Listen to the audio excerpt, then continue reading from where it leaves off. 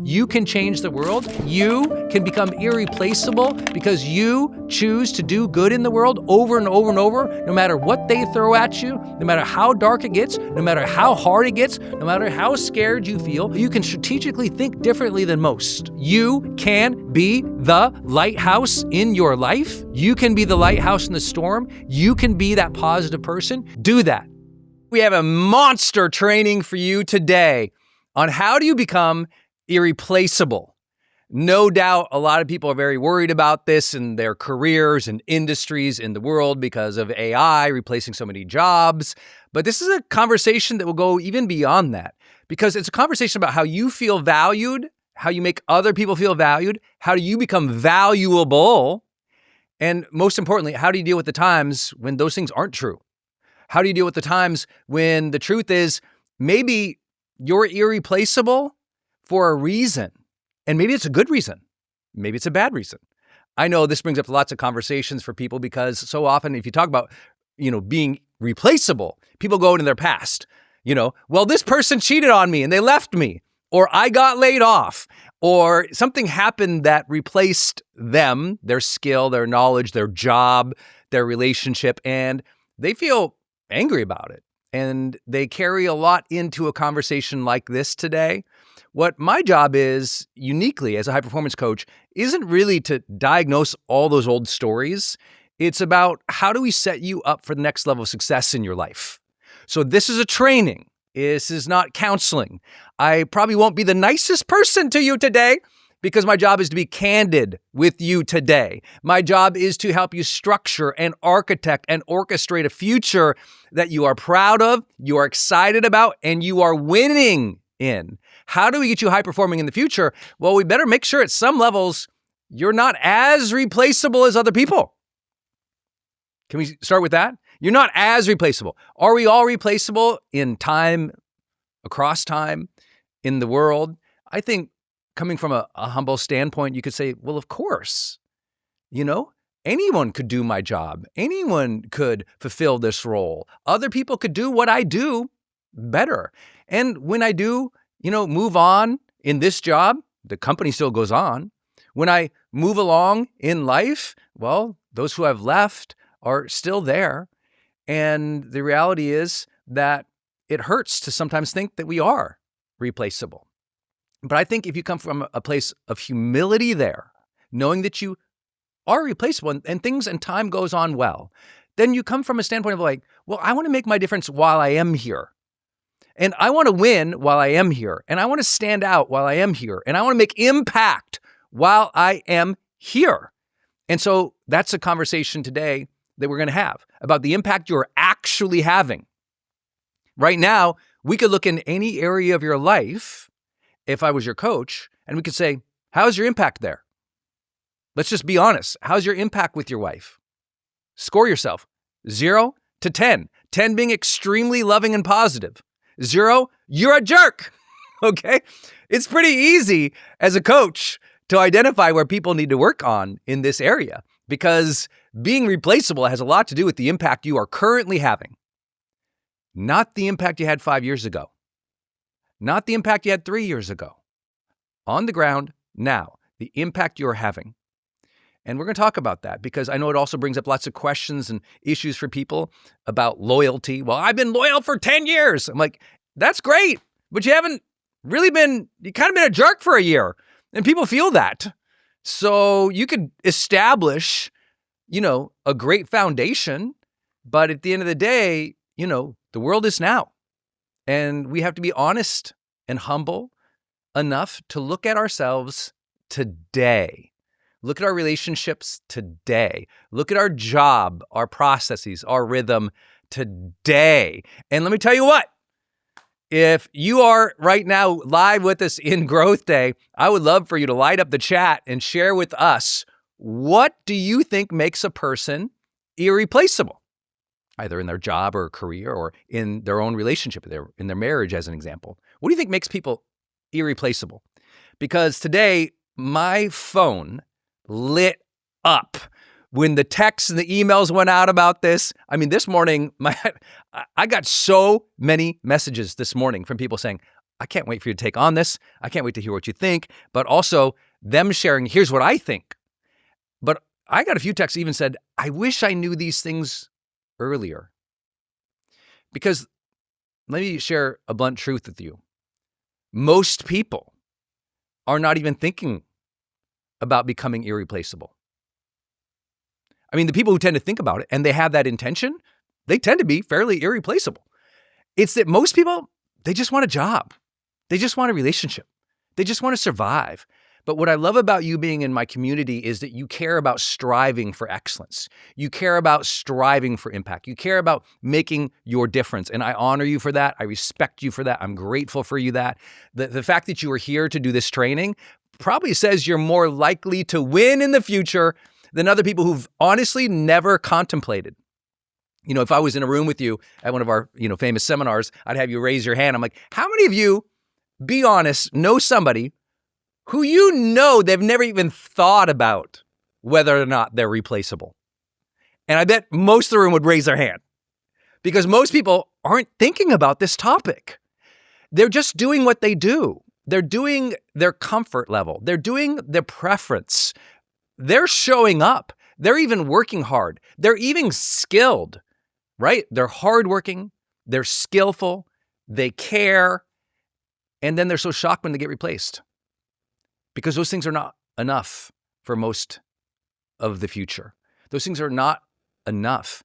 I wish we could say being hardworking, skilled, and caring was enough. I think it's a solid foundation. It does not make you irreplaceable. A lot of people can run those routes, right? A lot of people can do that. A lot of people, in fact, today, they do work hard. They're highly skilled. They do care. Like most people, I would put in that category personally. I know lots of people think, oh, everyone else is lazy. That's why they're replaceable. I know lots of hardworking people who got replaced. I know a lot of loving spouses who got replaced. I know a lot of phenomenal teachers in schools who got replaced. So just doing enough is usually not enough.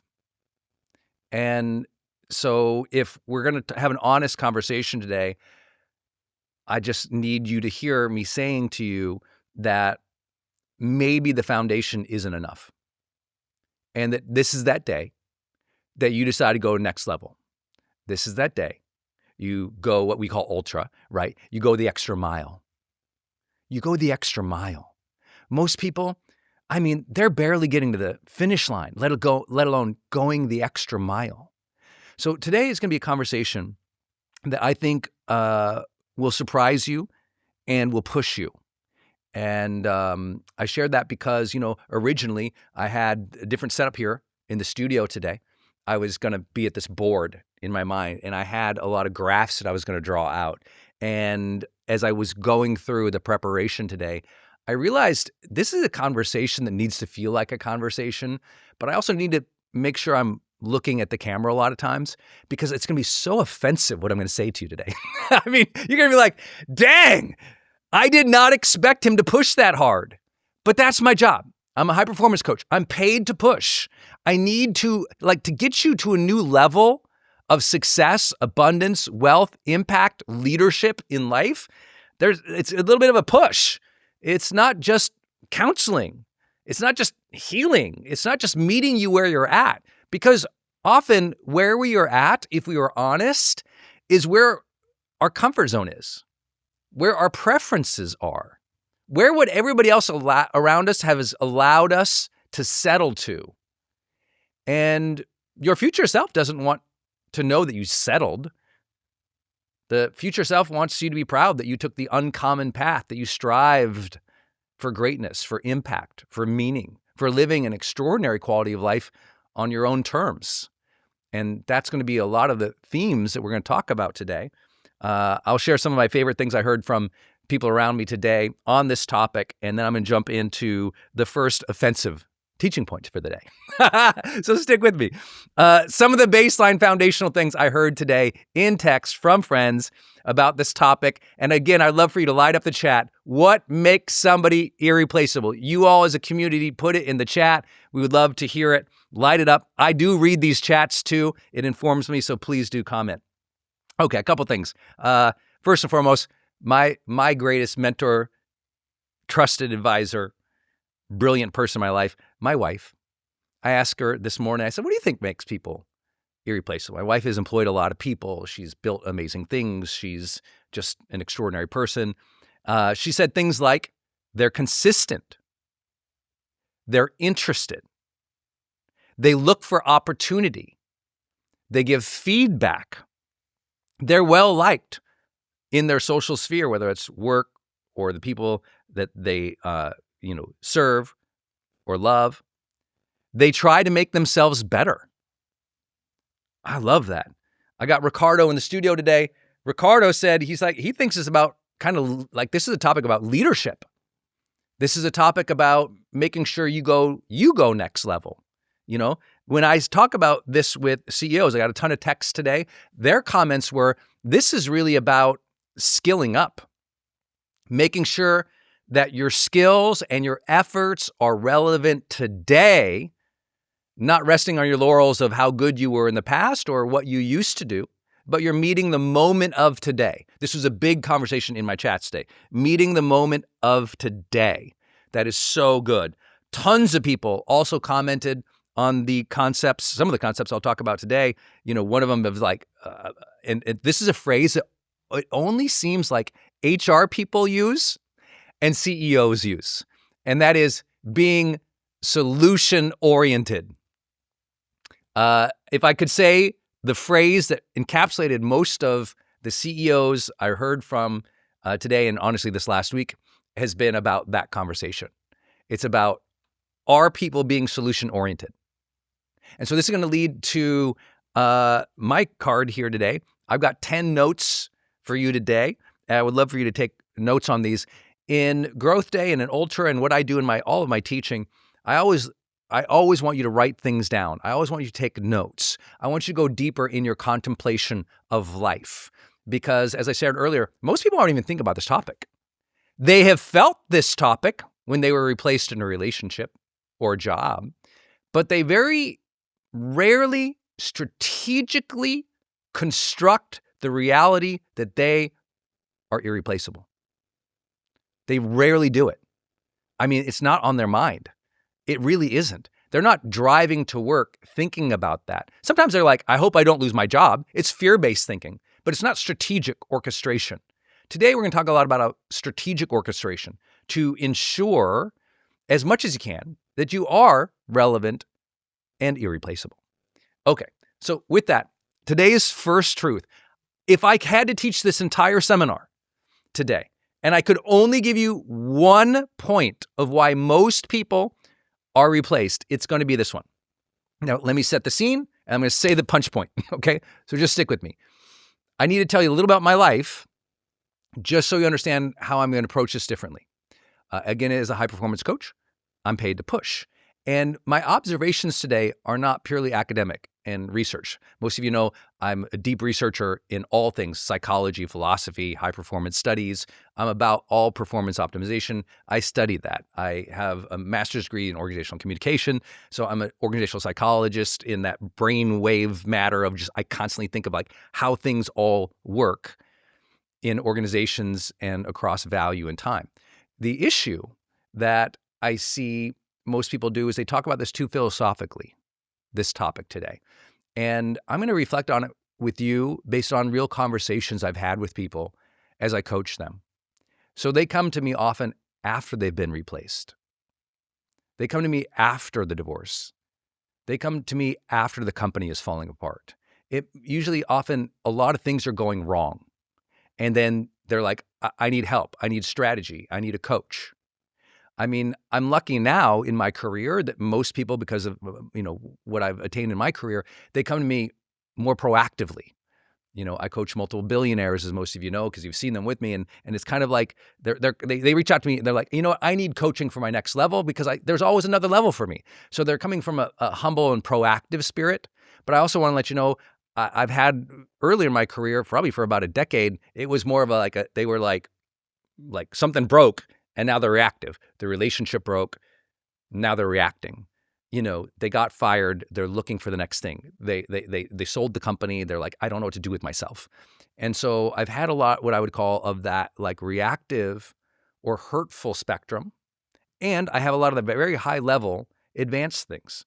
In both cases, I can share with you one singular truth that I have learned as a high performance coach about the topic of becoming irreplaceable. And it's not going to feel good, but here's the truth. I'm just going to say it to you flatly, and I hope you will stick with me because I have 10 points today. This is just the first one, but it's going to feel like this today.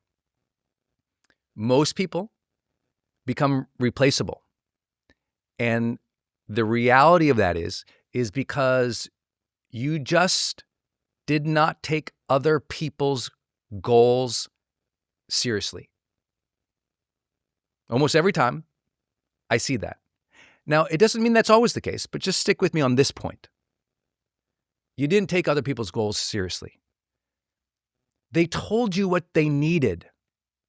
They told you the goal. They told you how they needed you to change. They made the requests. They gave the feedback, and you didn't take it seriously. You heard your wife complain. You didn't take it seriously. She's just a complainer. You went into meetings. They said, this is the goal for the quarter. And you went back to the desk and you did what you usually do. People go to their old stories, their old rhythms, their regular processes. They're not hearing the goals of the now. They're living in their preferences, not relating with people's needs. I know that sounds judgmental, but I'm here to just recap for you. This is what I've learned as a coach. You didn't take people's goals seriously. And let me add on a comma there if it helps you. Enough. You just didn't take it seriously enough. She said to you, I don't like when you're so reactive and angry. But that was your pattern. That's what you're used to. You go, well, that's how I grew up. That's how my family fought.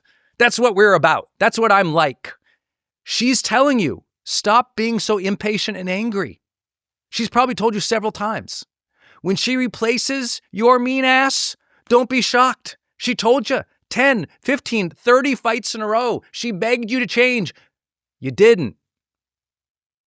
This happens in relationships all the time. The other party was communicating.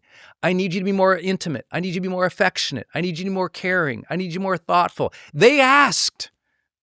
Then they got tired of asking. Then they started making another plan. Then they replaced you. That doesn't feel good. That's just reality. It doesn't mean it's always, the case, because I know it, all day long, I'm going to have to say this. I know it's not always the case, because in this topic, what people do when they haven't done a lot of self-awareness or personal growth, they get into, but what aboutism?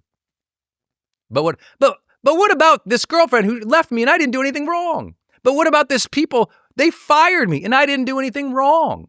This isn't about a diagnosis of did you do things wrong? I really don't want to live in the past. And I can't judge every relationship or every context. Obviously, this is a teaching here, and this is a broad conversation. However, it's not about often, did I do things wrong? It's about, did I do enough to meet the needs in that context? And when I analyze anything, if I'm working with an NFL quarterback, and we look at the tape, we're watching the game again. We're considering what happened. It's not like, did I do everything wrong? It's, did you do enough to win the game? And I know enough is not a word, that's popular now, because in the wellness therapy speak of our culture of the last decade, especially, it's like, oh, you're enough. Everyone's enough. Everything's enough. I'm like, most things aren't enough. And I don't do that because I'm a perfectionist or I demand so much. It's just that very few people honestly are doing enough to meet the needs of now. And that's why they're unhappy themselves. They're not doing enough to meet their own needs in the now. So they're not taking care of themselves. Does that make sense? Okay, if any of those metaphors can apply, then we can come back to this very simple rule. If you want to become irreplaceable, you need to take other people's goals seriously.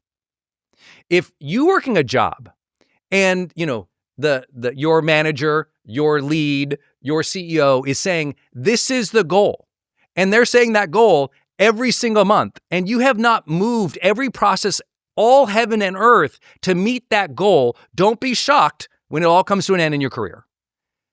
That's just real.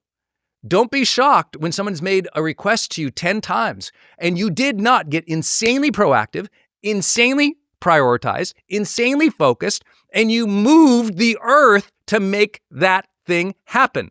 That's called employment, right? That's called what the job is for. But most people don't do that. They just do what they usually do. It's a very confounding thing. Entrepreneurs in the room, if you get this, type in a big old amen in the chat. I bet you experience this if you ever hired people, right? This is the number one thing I hear from CEOs all the time. They're like, I don't understand. I'm literally telling everybody what to do. I'm literally showing them a way. I'm holding meetings. I'm holding space. We're doing all this together. And they literally are not focusing on that thing. They're doing lots of other things that they come up with, that they desire, that they think, but they're just not doing what we need to do for the customer or for the company growth or for whatever. I hear about this all the time in my career, all the time. And I don't just mean now. This is, I've been doing this now for my first book came out 25 years ago, to give you an idea of how long I've been in more of the advanced personal development conversation.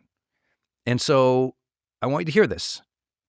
You must take other people's goals seriously. And I want you to write this down on a piece of paper, and then I want you to underline 7 times, seriously. When people are giving you their goals, take it seriously. They're not suggesting it. They're not saying that's their preference. They're saying, this is the expectation. If this expectation goes unmet over and over and over, it feels like you're dismissing them.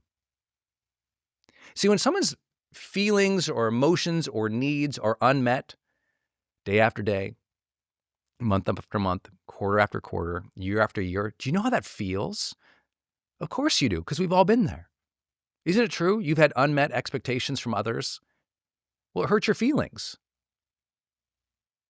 And you have to understand, if we're going to be accountable today, we should say, well, let's look at my own behavior. Have I been taking the needs of the people around me, their needs and their goals, seriously? Here's how you know from your high performance coach, Brendon.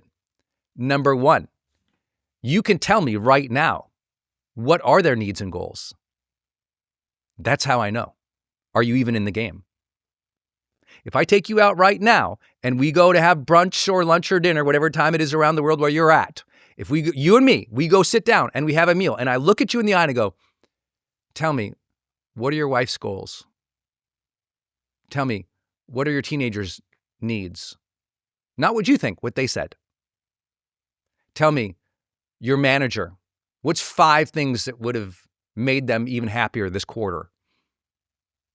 Tell me, your CEO, what's the 6 things that they've been saying over and over and over, and how have you adapted to those things? Like, if you can't articulate someone else's goals and needs, don't pretend you're living purposeful in that relationship. Don't be shocked if it ain't going well. And this is very important. This is how I, as a high performance coach, I know whether someone is sharing they have a philosophy of something versus they actually have a practice in it. Can they articulate? Can you articulate someone else's goals and needs? Can you articulate the impact you're having on them and their goals and their needs? If you're like, let me think about it, I don't know, and you're wandering around, and you need to journal about it for 6 hours, you needed to do a meditative retreat to come up with what your spouse wants, you're in trouble. You're at risk. And I think that's very important. It doesn't feel good for me to sit here and say some of these things to people, but I wish someone told me earlier on, said, hey, Brendon, when you look at relationships, you should always consider risk. No one ever told me that. When I was in high school and college, no one ever said, Brendon, in each relationship, there's risk. There's risk of this person not wanting to be in relationship with you because of your behavior, because of how you show up. And your job, if you want a great relationship with persons, is to minimize that risk. We don't think that way, right? Most of us just think, I want love and connection and harmony with them. I want them to like me. I want them to affirm me. I want to have sex. I want things to go good. It's like we think about that. That's all great, but there's always a risk. And I don't want you to get freaked out or anything, but great CEOs, great entrepreneurs, they're always assessing the risk of their systems, their processes, their customer base, the market. We don't often do that. We don't think about it consistently enough to mitigate the risk. Does that make sense? So if you are taking other people's goals and needs seriously, you can not only articulate them, you could also articulate to me, what are you doing to mitigate that risk? I know it sounds weird, but it's like, what have you done lately to make sure your spouse doesn't leave you, that they love you, that your relationship endures for a decade? Now, when you're just going through the motions in your relationship or in your job, you're not thinking about risk, are you? I met and talked with a lot of people who are so stunned that their partner left them, so stunned that their job ended. And I go, well, if you didn't see it coming, did you think about it ever? Did you mitigate it? Now, I'm not speaking directly to you. I'm not trying to be offensive. I'm just saying, isn't that a fair question to ask? It's like, did you think about it? And that's why I'm sharing this first point. If I could only share anything of why people are often replaced, it's they did not take the goals of the company, of their manager, of their spouse seriously. They just didn't ask about it. They didn't work towards it. They didn't prioritize it. Let me ask you again. They didn't ask about it. They didn't work towards it. They didn't prioritize it. It was like they just kind of did what they did. Well, my job is this. Yeah, but the CEO said this is where we're going. But you kept doing this. They said this. Do you follow? That's what happens over and over and over and over again in the history of business. But obviously, you can hear I'm trying to hit on multiple angles here. Business as well as your relationships. It's so important. I'm going to share something that might psychologically seem a little strange, so stick with me. This same truth applies to you, your psyche, your soul, your spirit. If something inside of you has been asking you to do something over and over and over, something inside of you is asking you to be different, act in a different way, build a better future, save your money, treat people better, pursue your goal, your dream, the thing that matters to you most, and you don't meet those needs, your internal spiritual needs go unmet over and over and over and over again, you know what happens? You abandon yourself. And that's where a lot of disharmony, disorder, upset, depression often happens, is you didn't listen to your own goals, your own spirit. So this isn't just about business and careers. It's not just about your relationship or your spouse. It's about you having greater self-awareness to, are you listening to your heart? Honestly. Or are the goals of your future self and your inner self going unmet all the time? Because when that happens, that's why you feel disassociated with yourself, with your spirit, with the true you. You're not on your authentic path. You're just doing what you used to do. You're settling towards everyone else's needs. And if you don't sense that you're on your authentic path, in some sense, that means you've abandoned that part of you. And guess what? That doesn't feel good. You've taken your honest spirit about the future and something you wanted to do, and you replaced it with something else. Think about that for a minute. You have this real internal passion, joy, drive, hunger, longing to do this one thing over here. You know, in the old school days, we'd call that your dharma. And so you've got this dharma, you've got this authentic path. You've got something that is primary for you that you're supposed to do, and you know it. But you replace it with scrolling on your phone. You replace it with the job you just took because it was there. You replace it with gambling. You replace it with addiction. You replace it with something else. I tell people all the time, I'm like, I know you want to become irreplaceable, babe. But your purpose also wants to be irreplaceable. Let me say it again. I know you want to be irreplaceable, but your purpose also wants to be irreplaceable. God gave you a gift. God gave you an ability.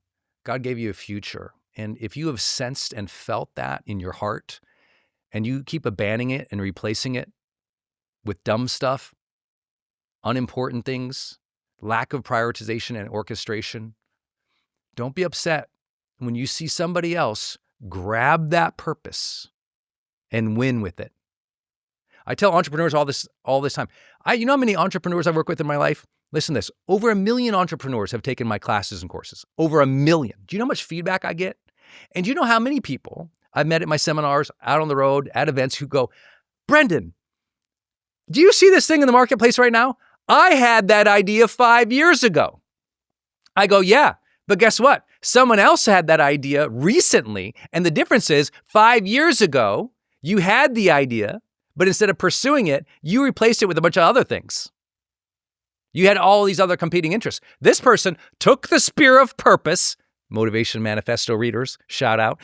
This person took that spear of purpose, they held it, they threw it as far to the future as they could, and every day they got up and they marched towards that spear, they picked it up again, and they threw it. That was what they did. Spear of purpose, throw it, walk, march, fight for it, get it, throw it again, as far as they could. It doesn't mean every day they went in a perfect line, but every day they marched towards it, they picked it up, and they threw it. You might have got distracted. They didn't. They manifested the very idea you had. Why? They took it seriously. Could you just do me a favor? Everybody here, write it down. Capital letters somewhere on your piece of paper, in your notes. Take it seriously. Take it seriously. Underline seriously. Most people are so casual. Why? Because casual is your comfort zone, baby. Other people, they take it seriously. They take it very seriously. And as soon as you start taking other people's requests and needs seriously, as soon as you start taking your purpose seriously, as soon as you start taking that inner voice seriously, man, life feels unique. Life feels impactful. Life feels valued. Suddenly, you're not replacing important things with unimportant things. And now, we've started today's training. Does this resonate so far? All right, we're in it now. Thank you for being here. Thank you for caring about this. Very few people think about this strategically. They don't try to orchestrate it. I would love for you not only to hear me philosophically, but now write down the 5 to 10 most important people in your life. Spouse, kids, friends, inner circle, highest paying clients, and ask yourself some very simple questions. Do I know their goals and needs? Am I taking those things seriously by working towards them? Honestly, am I taking those things seriously and working towards them? Am I trying to mitigate the risk that they're unhappy with those things? Am I trying? Ask yourself. You can score yourself. Take each person in your family, in your friendship circle, your highest paid clients. Give yourself a score of 0 to 10.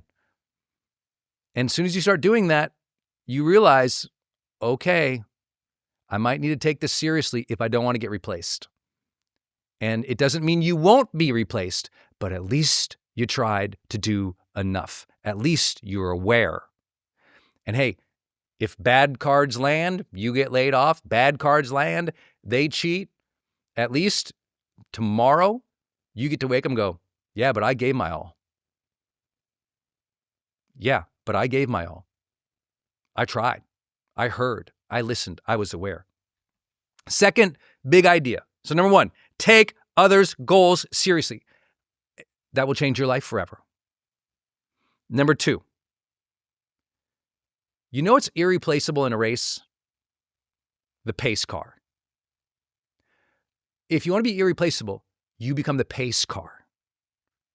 You're the person who's out front setting the pace in direction and energy or speed. You're the pace car. It's a metaphor I want you to have. It's like, oh, my job is kind of pace the team, right? it's to be part of the same racetrack, but I'm out front a little bit. And I'm doing that on purpose. I'm trying to set the tone and the pace of this company. I'm trying to set the tone and the pace of my relationship. That this is the stuff of leadership, isn't it? This is the stuff of being proactive. This is the stuff of being aware that your energy and pace is something that is seen by other people. See, a lot of people are hardworking, but they're hardworking on an old thing. A lot of people give a lot of effort, but they're not regulating the energy of the culture. And so 2 metaphors here for you, if I can mix them. One is the pace car. You're kind of out front. It means you know what's coming, you see the future, but more importantly, you're the keeper of direction, right? You're the keeper of pace and energy. And I want you to think about that. That's what your job is. You're the keeper of those things. So let's talk about those. You're the keeper of direction. Another phrase for my CEOs here, you're the keeper of clarity, right? The keeper of clarity, the keeper of direction. I'm just going to use a pace car as an example. If you're the keeper of clarity, you're the person in the company who knows the goals, sets the standards, makes sure everyone stays focused, doing the right things, moving the right directions. That, like, the keeper of clarity. Like, see, it's, if I think about, employing people, the persons who know what's up, where we're going, why we do what we do, how systems work, where things are, that person who knows they're in the know. They have high clarity in everything that happens in this company. They have high clarity of where we're going. They have high clarity of who our clients are, how we serve our clients, what our clients need. See, this is why the number one highest correlate I found in high performance research was that high performers as individuals, they seek clarity. They're trying to find clarity, because if I have clarity, I know how to prioritize. If I have clarity, I know where the impact is. And so the keeper of clarity is so important. It's like, you can't really lay off the person who's the keeper of clarity. Does that make sense? They're like the person who is in the know. And if you add that idea of being in the know and then the pace car, you also, they know the direction. They know what's coming. They're pivoting and moving towards the goals at the pace and speed that the racetrack requires, that the game requires. Does that make sense? The other idea there is about energy or speed. I want to share this with you. The person in the relationship who regulates the energy of the relationship in a positive way, they're usually the one who's the most valued, right? When you regulate the energy of a space, you're usually the one who's most valued, right? If you're working on a team of, 100 people, and you kind of have the energy that you keep in that culture, right? Your energy, I often think of like 3 ways when I think of energy here, to be highly specific about this topic. I think that the energy that people keep around, from my research, is number one, like a grounded centeredness. They're grounded in somehow. I think when I think about energy, I think about enthusiasm, right? You want, enthusiasm wins. Whoever is the most enthusiastic at work, good energy. People like being around them because they are enthusiastic. They are positive. They are optimistic. Use whatever word you like. It's like people like being around them because of their energy. They keep the energy of the place good. That person usually gets to stick around. But the energy also has to be solution-oriented, right? They're looking to solve the problems. They're looking to remove the bottlenecks. They're looking to make things better. That's what I mean by that.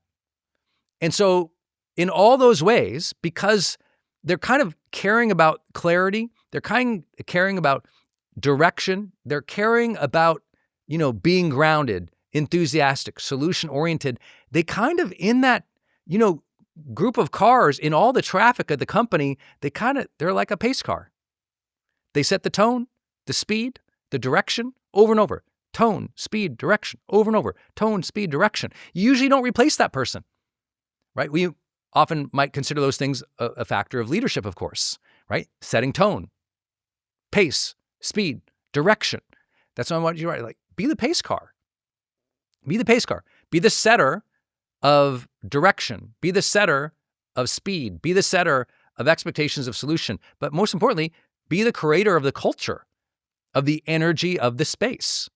It is so incredibly important. Energy, and you know what? Very few people realize how esoteric or spiritual this gets in real practice, but it does. It really does. I've been with lots of organizations who had to make lots of tough calls. Previous to my starting my business, now some, 20 years ago, I was a consultant for one of the biggest consulting companies in the world. And I had to help with some communication with some of like the mass layoffs. A lot of consulting companies are brought in to deal with that workforce, strategy, but also workforce reduction.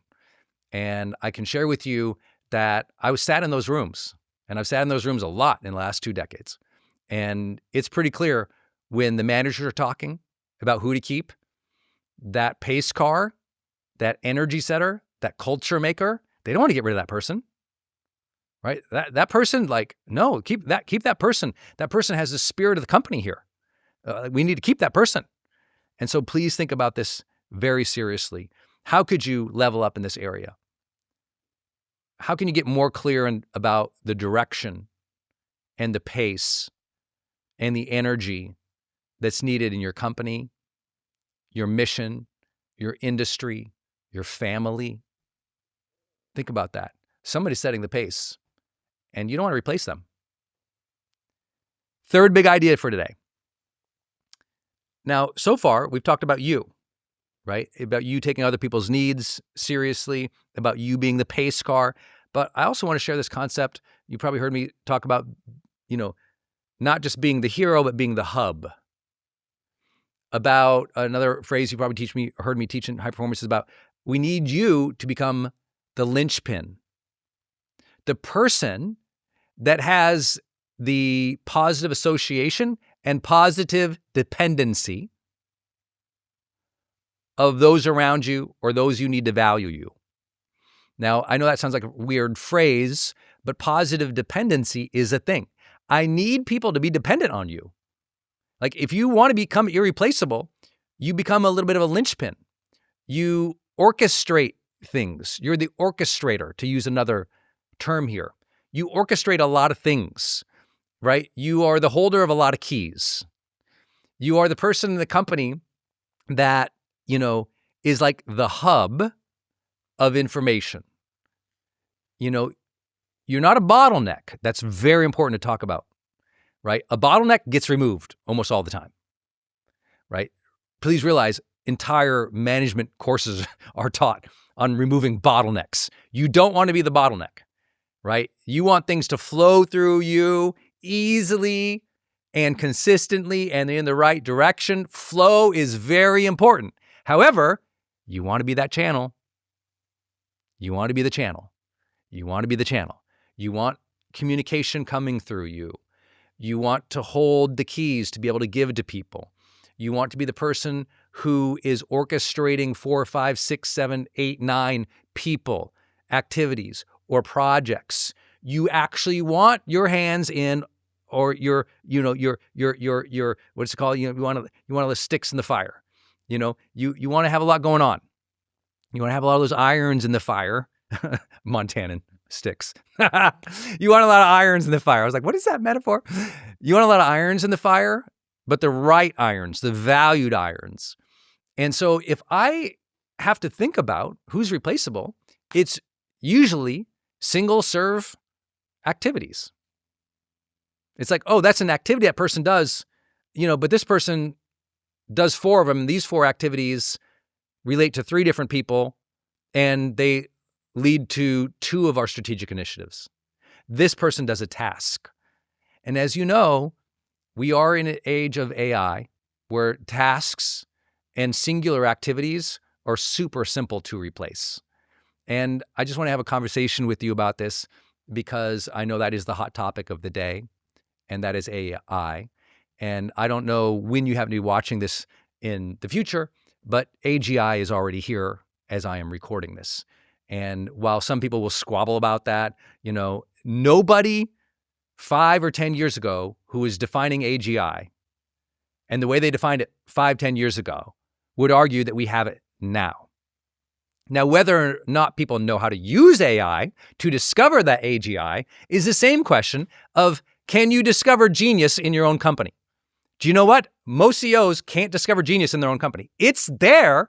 They can't find it. They don't know how to do it. That's what AGI is right now. Most people, when they're using AI right now, they're using it to generate an asset, right? Make me a picture, make me a little video clip, answer my question, tell me what the weather is in this town. They're using it like search almost. They don't understand that, of course, just like a brilliant person in your company, there's a conversation. The brilliance is exposed through the conversation, isn't it? Well, AI is the same. Like if you know how to talk with AI, you can expose and understand, AGI is here. In fact, most people think it's been here for a while. It's just a matter of whether or not they've released those full models to people, but more importantly, do people know what to do with it? It's my favorite metaphor that ever happened in AI. If I gave you a supercomputer that had all the world's intelligence in it, and it was fully autonomous, like this laptop right here has full AGI on it, and I handed it to you, what would you do with it? Most people go, yeah, I don't know. But those are the same people who go, there's no AGI. It's like, you wouldn't even know what to do with it if you had it. So stop thinking if it's here. I'm here to tell you, I work in this industry. It's here. It's been here for a while, and it is farther advanced now than you probably even know because maybe you don't know what to do with it. And I do know some of these companies have not fully released their full weight models. What they are doing is holding for major releases because of safety, security, and frankly, trying to position for the trillions of dollars at stake. I share all that because I also know that the unfortunate reality is, as AI has been here for, while I'm filming this, just call it 3 years, solid use AI has been here. And a lot of people are just now looking into it. They're just now trying it. I'm like, just now? 2 years ago, you heard the greatest investments in the history of the world, the biggest money in the history of the world moved into AI. You found out the fastest growing company in the history of the world at the time, OpenAI, ChatGPT, in the history of the world, the greatest adoption in the history of the world happened. That was over 2 years ago. And you're just now looking now, 2 years later. Do you know when I began AI, my AI journey? 2018. I had a fully functioning chatbot by the end of 2018. And people just now looking at it in 2026, I'm like, what? Don't think you're a pace car. Don't think you're irreplaceable if you didn't see that the biggest money in the history of the world moved in one direction years ago. You can't be so slow. But why does that matter in this conversation I'm sharing with you today about Hero and the Hub? Because if you haven't gotten that world yet, you don't realize how all singular activities are being replaced and will continue to be replaced by AI, whether we like it or not. And so now what matters in becoming irreplaceable? Complex workflows. Complex workflows where there's a lot of node of action, where there's a network needed of conversation and opportunity discovery and solution problem solving. And so as you think about that, it's like, okay, am I just doing one thing in my company? Or am I sufficiently networked in the workflows that matter to this company? And most things that matter to the company are very simpler. Revenue and efficient operation. That's kind of it. It's like, are we gaining revenue, protecting revenue? How do we do that? We take care of our customers. And is our OpEx well? Meaning we operate efficiently in the company. It's like, that's kind of it. And your work is either supporting those things in multi-node ways with multiple activities, projects, or people, multiple activities, projects, or people, and you're in the know, the hub. Does that make sense? You're the channel, right? You're that orchestrator. And that's going to become more and more important over a period of time. Workflows will be automated. I mean, AGI is going to do most of anything we even consider in, quote unquote, white collar world. And it's going to move very quickly into the rest of every trade because as robots come out and they're autonomous, you'll be shocked at what they can do. So we're in a place of like, if I want to become valuable, I need to be in the know. I need to be involved, interested, and participating in the primary activities of the business. What are the primary activities of the business? Well, does what you do help generate, sustain revenue by taking care of or finding customers? And internally, is what you are doing efficient? Is it helping the team, helping the company save money, but do more? I know that's not fun to talk about. I just wanted to know that's how business leaders are talking and that's how they're thinking. And so you need to protect yourself from being a singular task person. And this does apply, yes, of course, to your marriages and your relationships. I think that a lot of people get comfortable in their relationship or their marriage, and they just do the same thing over and over. Well, I'm the person who takes out the garbage. I'm the person who makes the meals. I'm the person who takes care of the kid. I'm the person who goes to work. And obviously the expectation in the modern relationships, which everyone complains about, everyone's like, oh, people expect so much in relationships today. They want you to be a lover. They want you to be a friend. They want you to be the financial advisor. They want you to be all this. And I'm like, I hear you complaining about that, but do you honestly think that's going to change? Your job is not to complain about the game. Your job is to be on the actual playing field that's happening now. I have witnessed so much in the more of the personal growth, more of the armchair therapeutic world industry where people are like, it's unfair that people expect so much. I'm like, they're not going to expect less. Can you write this down somewhere? They are not going to expect less. As soon as you realize that's human behavior, then you can say, do I want to play the game on the field or not? Your boss is not going to expect less of you.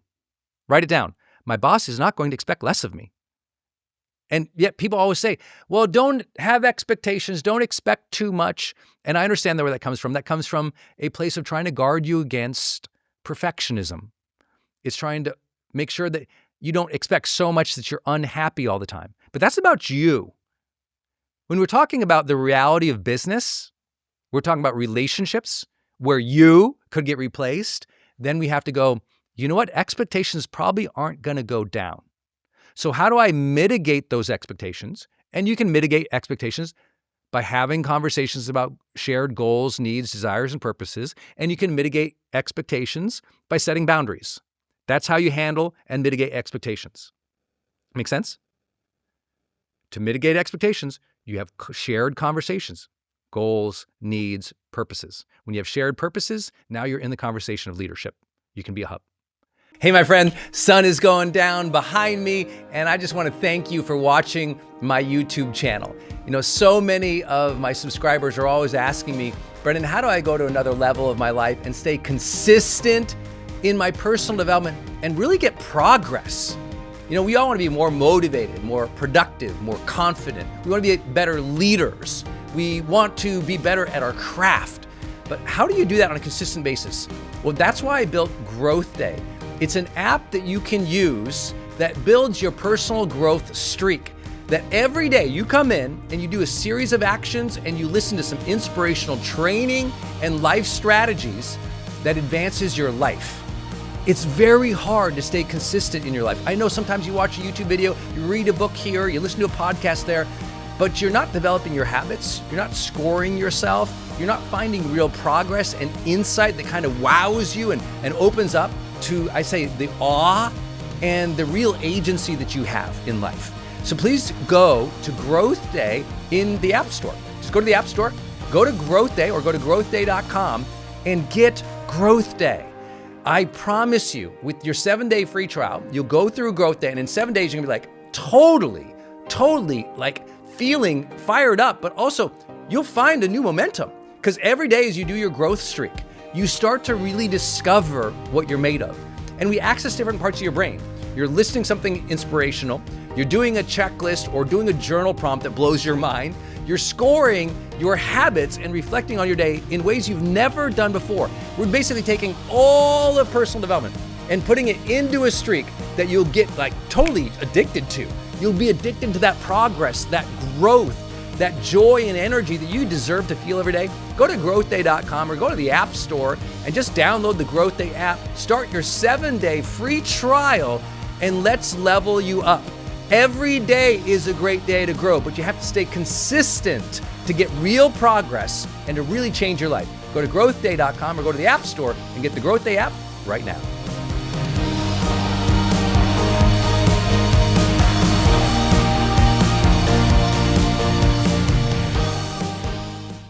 When you set boundaries about what you can do or can't do and where you should play or shouldn't play so you can stay focused and prioritize things. You don't set boundaries to protect you.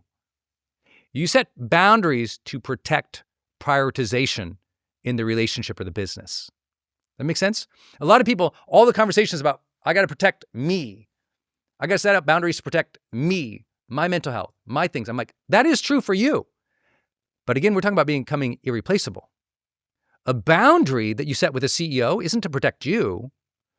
It's to make sure that you protect your time and energy so that you are focused and prioritize on the most important things that are important to the company and the CEO. Make sense? A boundary is meant to facilitate your focus, not to protect your preferences. In performance, that's what matters. It's hard to say to people because, again, living in a therapeutic state of the world where we think that everything is traumatizing, which is not. We think that everything requires tons of healing and tons of past associative work and all this. I'm like, by the way, I love that work and that's very important. But that's not our conversation today.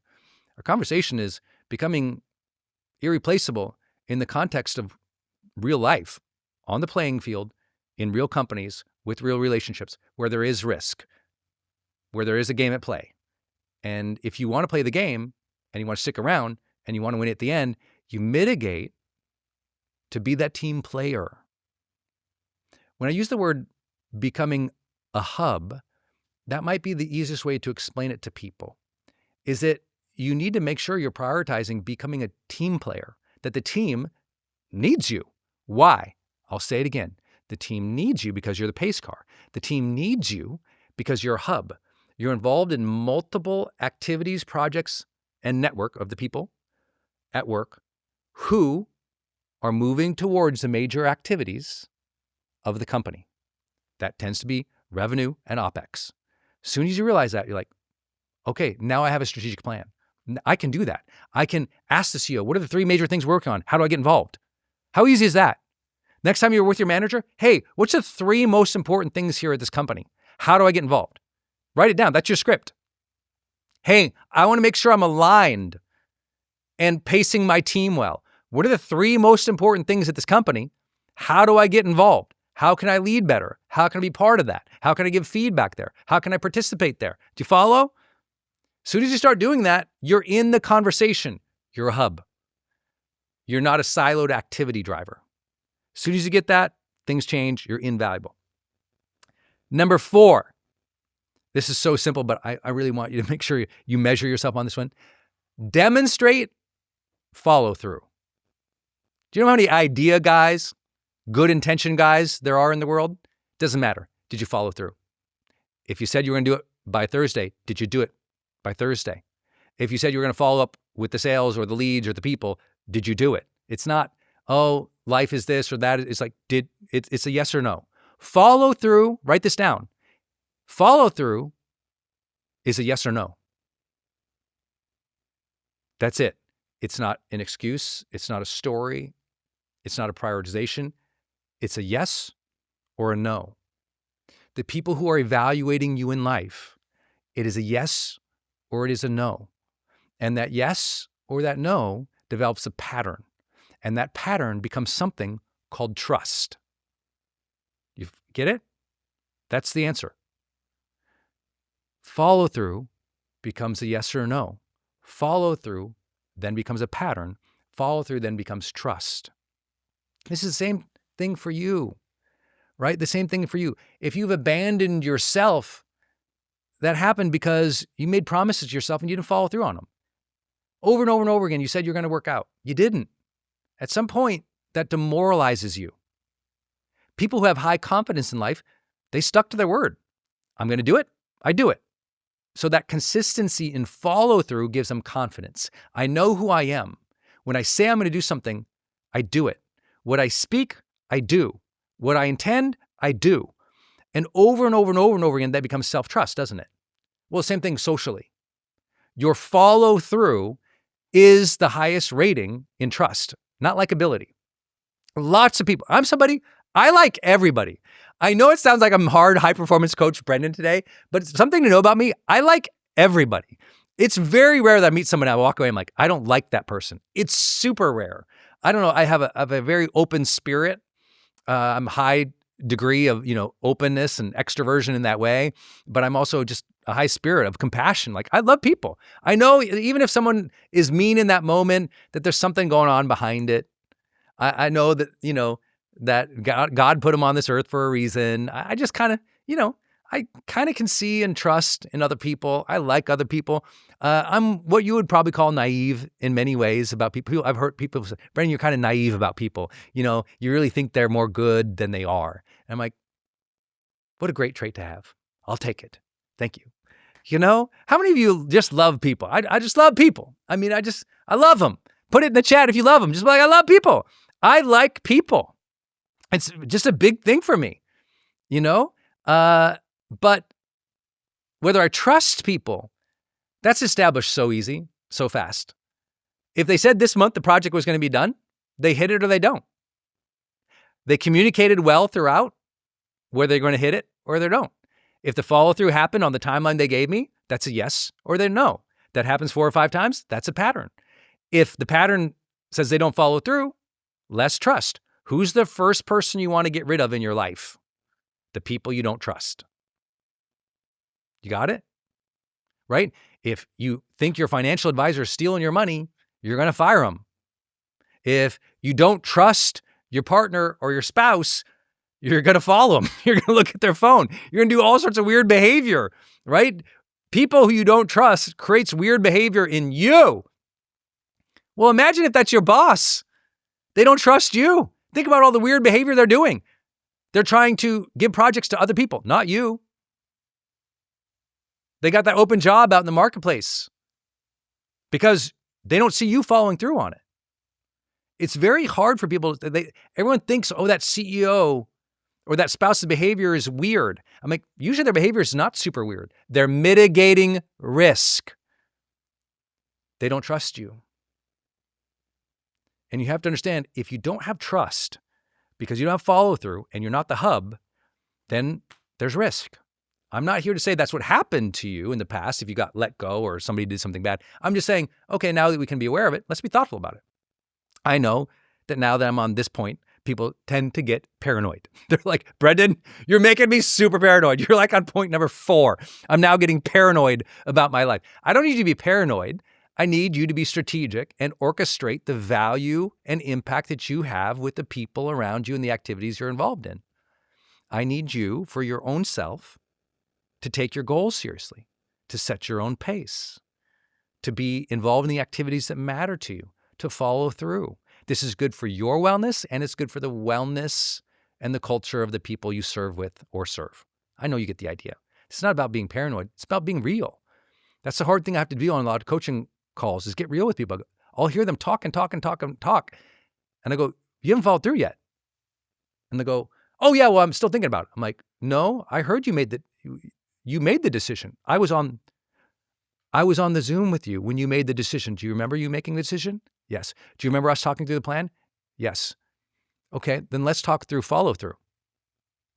And at that point, they'll share lots of stories, lots of excuses, lots of complaints, lots of competing interests. Well, I could have done this, and lots of things are going on, and they'll often speak. Please listen. They'll often speak from a place of overwhelm or lack of priority. And they believe those things, overwhelm and lack of priority, are things in the world. And as a coach, I don't let them do that. Overwhelm is not a thing in the world, and lack of priority is not a thing in the world. Those are internal things we are regulating for or not. And even if you don't believe that true, you'll love what I do in coaching. I just go, got it. However, you made the decision and you need to follow through. So what's the next right step of integrity to follow through? Meaning, whatever their overwhelm was, whatever their story was, whether it was right, wrong, true, or false, that's not my job as a coach. My job is, you made a commitment. What's the next thing you're going to do to honor that commitment? I'm going to move you to higher integrity, higher congruence, higher follow-through. That's my job as a coach. That's why I think this was so important. I work with a lot of people who got a divorce, and all of a sudden, they want to start following through on their promises with their spouse. But you've heard that phrase, too little, too late? Do you know too little, too late is a phrase of follow-through? Too little, too late. They didn't follow through. They probably knew what to do. They probably even made the commitment. Too little, too late. Don't be the too little, too late guy. Demonstrate follow-through. Don't be the overwhelmed person. Demonstrate follow-through. Don't be the person who blames things. Follow through, follow through, follow through. If you want to become irreplaceable, be that person. Follow through. Number 5, I really like this one. This is a phrase you may have heard me teach called rhythm and pops. Rhythm and pops. Remember I told you one of my wife's number one things here was consistency, right? People who are irreplaceable, they're consistent. To me, that's rhythm. A person who is irreplaceable, they can execute the rhythm. They do the job. They do the job consistently. They do it with energy, good energy. That's rhythm, right? Rhythm is, it's happening, but it's good energy too. Good vibe, right? That's rhythm. They're keeping the rhythm of the company. They're keeping the rhythm of the job. They're keeping the rhythm of the routine. Like, you got a rhythm in your life, you feel good. When life has a rhythm, you feel good. When it's all over the place, it's broken rhythms, it doesn't feel good, right? Sporadic, lack of harmony, all of a sudden it just doesn't feel good. Everything seems out of whack, right? And when it seems like that, it doesn't feel good. So your job is to understand, oh, there's something consistent I should be doing week by week, month by month in this company. I should be doing this rhythm and it should feel good. That's my job. Do the rhythm consistently, make it feel good. Do the rhythm consistently, make it feel good. Do the rhythm consistently, make it feel good. That person, again, ends up being like a pace car because most people are inconsistent and unaware of their energy. If most people are inconsistent and unaware of their energy, and you are the person of rhythm, we're going to keep you around. We want you on the dance floor, babe. You're amazing. Rhythm. But I said rhythm and pops. Now, here's how I think about this. Let me just use a metaphor of your relationship, if you're in one. And, if you are out with your partner, your spouse, it's like you go to date night. That's your rhythm, right? You love date night. You go out on Fridays together or whatever, and you're going out, and there's a rhythm. You consistently go to places, and you enjoy, right? Consistency, enjoyment. Consistency, enjoyment. Consistency, enjoyment. Rhythm and energy. Okay, so that's great. Well, imagine you go to the same restaurant every Friday night. And, lots of Fridays are going, it's good, right? It's fine. It's good. There's consistency. There's energy. It's good food. And then one day you go and they add, at your favorite restaurant, they add a new menu item. You and your spouse, you try the new menu item. You love it. You're like, oh, this is new. What do you do next week? You tell everybody in town, hey, the restaurant's got a new menu item. It's awesome. You got to go try this. What happened? They popped the menu. They put something new, right? It could be the same old, one new menu item. can keep you going back to your favorite restaurant just often enough. It doesn't have to be a whole new menu every quarter. Just often enough, there's a new pop on that menu. You follow the metaphor? Same thing in your marriage. Same thing in your job. Do the rhythm, keep showing up, and once in a while, throw a little flair in there, a little pop, a new dish, a new attempt, something that is novel. People love novelty, right? Your brain, in terms of dopamine, one of the easiest ways to get dopamic release outside of, the biological physical movements would just be like novelty, new. New things excite people. And you know who you want to keep around? Exciting people. So in your marriage, in your partners, in your relationships, with the kids, you got to shake things up. Throw something new in there, right? It's the easiest person to replace? The boring person. You know who's easier? The boring, inconsistent person who doesn't follow through. So now we got to go, okay, let me tie this together. I got to take people's goals seriously. I got to be the pace car.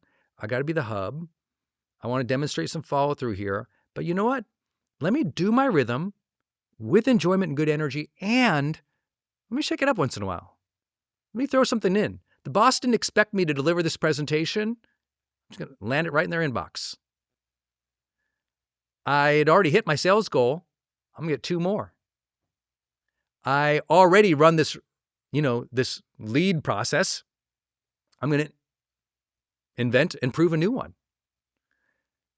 Prove new things. Show new things. That's the rhythm and the pop. You all follow? It's and here's what's wild. So many people I met, they're really good at rhythm. And I often share them, I'm like, how many times did you surprise your customer? Did you surprise your spouse? Did you surprise the kids? Being that person who drives surprise, you become valued. I remember recently I was watching one of the first times I taught business people. This is back in 2006. I was teaching some entrepreneurs, and I saw this clip. I said, when you sell something to somebody, always deliver 4 surprises afterwards, just as an expectation for you and the team. That's surprise and delight, right? They came for this thing. They bought this thing. But what's 4 little things you could do? A message, a gift, an introduction, something special. What are those? And I wondered, I thought when I watched it, I said, why did I say 4 things? And then later on in the training, I explained it. It was I said 4 things because it requires you to think. Everyone can do 1 extra thing. But if I ask you to do 4 extra things, you start to think. That's the pops, right? It's if you regularly go out on a date night, what's 4 things you can do to make that particular evening more special than usual? Maybe you do come home with flowers. Maybe you do get a little gift. Maybe you handle the transportation. Maybe you go to a new place. Maybe you invite another friend. Maybe you do something. I don't know what you do, but I think it's a pretty cool idea. And instead of just going with your first intention, you do a little extra strategic thinking. Instead of just going with intention, you do extra strategic thinking. That is how you become irreplaceable. You don't go with your first answer, your first impulse. You think a little further. Okay. Next up, number 6. Oh, I love this one. Ooh, this one took me a long time to learn, to be honest. You need, I know the concern is, I don't want to be replaced. So if you want to become irreplaceable, ironically, you replace yourself. Now, let me explain what that means. In your business, in your mission, in your career, in your job, I actually do want you to replace yourself. So whatever you're doing today, I want you to think about this strategically. I'm going to go, what are some of the low-level activities that I currently do that I could automate, train, delegate away? I could replace those efforts or automate those efforts. Why? So that I can do higher level work. I can take on higher order problems. I can deliver higher value to my team and company. See, a lot of people, because all they ever wanted in their life was a job, they will do the job. And it's very hard for them to go, you know what I could do is most of this job I could automate. Now, in our current culture, especially since 2020, a lot of people have gotten very good at automating the simple tasks of their job with AI. But here's what they do. They automate so that they can screw off or go get another job. They automate their job at work so they can do their side hustle more. And this is called a person who only ever wanted a job. And so what they're doing is they're automating their process, but they're failing to become irreplaceable. Because becoming irreplaceable is they can automate something, train, delegate, use AI, but then they ask the next question. Well, how do I drive higher order value here now? How do I use the time I just saved to take on higher order problems that the senior management, the company, the CEO needs handled? Does that make sense? Most people automate so their life is easier. That's why they're replaceable. People who are irreplaceable, they automate so they can take on harder problems. You follow? They're adding higher value, not just, a lot of people just want to save time so their life is easier. Replace them all day long. Those who automate so they can add higher value, you keep them all day long. I know you think this way, and I know a lot of you are entrepreneurs or you're business leaders, but I can tell you, I didn't know that. When I was like, I think of like when I worked jobs in high school and college, I would have never thought that way because I wasn't strategically trying to orchestrate. I wasn't trying to mitigate risk and add more value. Why? Because I want more impact. Why? I want more abundance. Why? I want to make a bigger difference. And so I wasn't attached to the higher order things, so I kept doing lower order work. Got it? If you keep doing lower order work, don't be shocked when you are so replaced. Your job is to automate, replace, delegate, train out the lower order so you can move up into the higher order. And when we get you into the higher order activities, those activities that drive a lot of value or they align with your unique genius or gift from God, when you're in alignment with that, it's like all the gates of abundance open for you. You're in harmony with the higher order goals, purpose, spirit of your life. I don't just think it's about jobs. I think it's about a spiritual alignment that you could take on higher order things. And I think when we think about the human species and our own evolution over time, it's like we took on higher order use cases, right? It's like, yeah, we could just build a hut. We could also build a skyscraper. You follow? And so when you start thinking at a more strategic or complex level and adding value at that level, of course, the developer of skyscrapers gets paid more than the developer of one house. Of course, right? It's just a different, it's solving a different order of problem. And so if you want to move up in the world and become irreplaceable, you got to solve those higher order problems.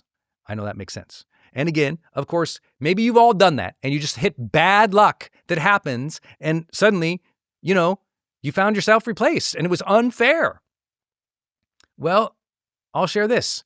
Sometimes you don't get to replace yourself. Sometimes that just happens. And I go, maybe it was supposed to happen. Sometimes it seems like a bad thing at the time and it ends up an opening for your future. It ends up being the right thing that it was time for that to happen. I'm not saying you want it to happen or it was good or fair. I'm just saying maybe there's something we don't know that it's at work. And don't judge too fast because I bet you can look back a lot of people who left your life and right now you're happy they did. Okay. Next up, number 7. This was a good one. My wife brought this up in a better language than I use here. I like it. My language is saying, don't be a complainer or do backbiting. Her phrase was so much better. Just like, don't be a drama person. No drama. Like the person who keeps bringing drama and complaint and politicking and backbiting all the time, like Everyone wants that person out of the culture. Everyone wants that person out of the culture. But listen, because I'm your high performance coach today. That's true for you and your spirit too. So if that person at work who's always complaining, always drama, always negative, always backbiting, politicking, if you do that to yourself, you don't want to be around yourself either. See, yourself is hearing your personality say words. And if your personality is always complaining, always upset, making drama about everything, your centered, internal, true, genuine self is going, I don't like that. I don't like who I'm becoming. I don't like to listen to the words I'm saying. The future best, strongest self, whether you call that internal self, you call that spirit, you call that soul, you just call it higher order thinking, which is fine too, higher level of consciousness or awareness. I don't care what you call it. That part of you does not want to hear of the sniveling, scaredy cat, complaining, politicking, mean you. It doesn't like it. And so make sure that you enjoy yourself and your life by not being that complaining, politicking, backbiting, untrustable, mean, drama person. I know that's hard because you turn on television and all of television is literally funded by drama. Like, that's how that entire world works. If the drama, the conflict doesn't bleed, doesn't lead, like, if that's not there, no one watches it. I'm lucky to be a chief growth advisor for a multi-billion-dollar real estate company. And I train them on high performance and just exceptional, high integrity, very high earning realtors and agents. And something that's very interesting is I know this of that particular group. And I know a lot of them individually, high integrity, really incredible, trustworthy, caring, thoughtful people. Then on television, I will see some show where it's like the most awful, manipulative, superficial people in that industry, literally on television, lying to customers, making up prices, going back and celebrating deals that they just lied to 3 or 4 people or manipulated 3 or 4 people in a negative way, dressed to the nines. And you're just like, it's like literally the most superficial, low integrity actions that you're watching. And these are like very popular shows in that very industry. And I go, how is that possible? Well, because drama sells. The issue is you watch that and you go, I don't want that person working for me. I can see they're not trustworthy. I can see them talking behind everyone else's back. I see how they treat each other, right? And if you are attracted to that, I just want to let you know that's not what you're attracted to. That's just a pattern you got used to. No human's real spirit is attracted to that. It's a pattern we get used to because we saw someone else value or prize it. We see that getting fame, or we knew somebody in our family who was like that. And so we just get used to it and we see it get acclaim, so we think we should mirror it. And the reality is that's a very simple, slippery slope that a lot of people fall into. And your job is not to mimic that. Your job is to fully find and express the truest, best, full potential of who you are. And this is important because when I talk about not complaining or not backbiting, it's not just so how you're socially perceived. It's because the more that you complain, the more that you lower your own character. The more that you speak behind other people's back, not only is it more likely they're going to do the same thing to you, but you feel yourself putting corrosive elements into the world. Over a period of time, a lot of people I've actually coached in terms of helping them access greater well-being and life satisfaction. And if you don't know my work, I actually measure that academically. So it's not like my opinion, oh, they have better well-being or life satisfaction. It's like, no, these are measurable things in positive psychology. We give them the scores and the ratings, and it's super clear. And so we can dramatically improve those things. And often you would think it's about, them developing greater perfect habits or their supplementation routine, or I throw them in a sauna 4 times a week and they're just better people. That's not how it goes, biohackers.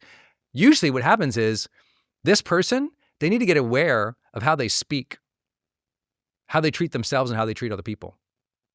And they need to decide what kind of person they're going to become. And they decide to become a better person. And as they decide to become a better person, they start feeling better about themselves. And I know you already know that. But this is a good invitation, if any of that is true, to evaluate, do you complain a lot? Do you backbite and judge and speak ill of other people? Because that's creating an illness inside. And at some point when you want to heal, you stop making yourself ill. So really pay attention, because I can share with you, I just had this conversation last Tuesday with an unbelievable CEO who was describing how they just recently let, a very important senior manager go. I said, why'd you let that person go? Because I've been coaching them. I knew of the situation. And they go, you know what? Got tired of the complaining. They were a high performer, so they could do tasks, but the complaint was always there. Complaint is corrosive. Next idea, number 8, be the most coachable and coach others. Being coachable. A lot of people don't adapt or change, even though they got the intel. A manager gave them the feedback, they didn't change. Somebody suggested to them, you could do better, and they got defensive. They got angry. Instead of being coachable. Like if you hear feedback from somebody, can you take it? Do you take it? Are you open to it? Do you receive information with humility or to protect your ego? And people who are always trying to protect their ego don't make it very far. Like when they hit their ceiling, they hit their ceiling. I mean, their potential is their full potential right there. It's locked. Like your ego locks your full potential, right? It's a ceiling. It sets it. The ceiling of your potential is your ego for most people. And so if you open up that ego with humility and you can hear that you could be better and it doesn't upset you, no matter how it's delivered, whether they deliver it nice or they're mean, but you hear it and you go, okay, I can find the kernel of truth in this. I can see a way to improve my way. Then it's like you have superpowers. And you don't have to be compliant to other people's requests. It's just, can you be coached to new levels of performance? And you've all been with somebody who couldn't, right? You tried, you gave them input, you gave them feedback, you gave them all the resources, all the tools, all the autonomy, all the money, and they just couldn't coach themselves up. They didn't want to learn, they didn't want to advance. They kept doing their rhythm and their preferences, and they never rose up to you. They never rose up to the need. They never rose beyond their ego. It was just defensive. They wouldn't try new things because they were too scared what it would prove. It would prove that maybe they were doing things in the past that weren't optimized. They're scared that if they do something new and it works better, they're going to think, oh, I was wrong before. You weren't wrong before. There's just a better way. I think of all the dumb things I've done in my life, I don't judge myself for them. I go, you know what? At that time, I was unaware of a better way. But when somebody coached me to a better way, I moved fast. I wanted to find the better ways. And that's, I would say, the extreme part of the wealth that I generated in my life came from that very simple action. I was coachable. I was looking for the better way because I knew that my first impulse or my natural state was kind of like country bumpkin Brendon. Like I didn't have a lot of worldly knowledge. I didn't have high skill or mastery yet. And so when someone told me something, I was like, yeah, it might be a better way. Let me try it. And that willingness to try is why you keep people around you. When they're unwilling to try, that's when you cut them. That makes sense? Because you don't want to be stuck in stagnancy with other people, especially stuck in stagnancy with other people trying to protect their ego. That does not feel good. Over a period of time, that kills a culture. Over a period of time, that hurts employment. Over a period of time, it makes you slower to pivot to where the customer and the future is. And so I think this is so important. And I know this might sound weird because it's like I'm trying to serve multiple desires in this training to speak to you or business or relationships, your internal spirit. But I think being coachable is one of the most important things. But here's the thing. Have you ever had a coach? I've done this all around the world where I tell people, is it important to be coachable? Everyone goes, yeah. I go, raise your hand if you've ever had a coach. Think about that one for a minute. Everyone raises their hand. Yeah, it's important to be coachable. Have you ever had a coach? No. So it's important to do it, but you've never done it. Yeah. Isn't that weird? Less than 7% of people have ever hired their own coach. Life coach, business coach, CEO coach, executive coach. It's a very rare thing. 100% of people say being coachable is important, but very few people have ever hired a coach. And I'm not just speaking this because I have a company that does that.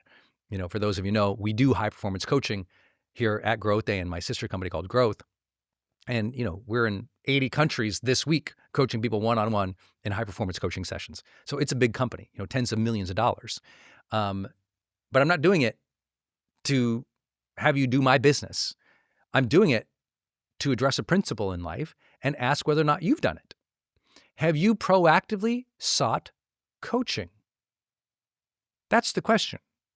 See, we often go, oh, he succeeded on the, when we think about like a great quarterback or somebody great in the NFL, we go, oh, they succeeded because they had a great coach. But I know those players. No, they sought a great coach. They didn't fall into a great coach. No, they didn't take a deal with that team. They took a deal with this team because they thought that coach would take them to the next level. They sought out coaching. You know who's replaceable? Who's more replaceable? A person who's coachable and will take it if they get it, or someone who seeks out proactively coaching to go to the next level. Every time, you'd keep the person who seeks it out. You need to seek out coaching. You need to seek out new skills. You need to seek out mentorship. You need to seek out higher levels of networking. You need to seek those things out. You need to be proactive and lean into them, not wait till they land on you. Do you know how many employees over the history of time got let go of? And they're so shocked. But I was hardworking. Yeah, but you never sought out coaching to get better. You just kept doing something very well, working very hard, but you didn't seek out how to get better. No one's going to keep the person who doesn't seek out how to get better, not over a period of time, not if they have the option. And you have to understand, everybody today has the option. If you don't have a growth mindset and you're not seeking out coaching, mentorship, learning, even self-education to get better, then you're becoming stagnant.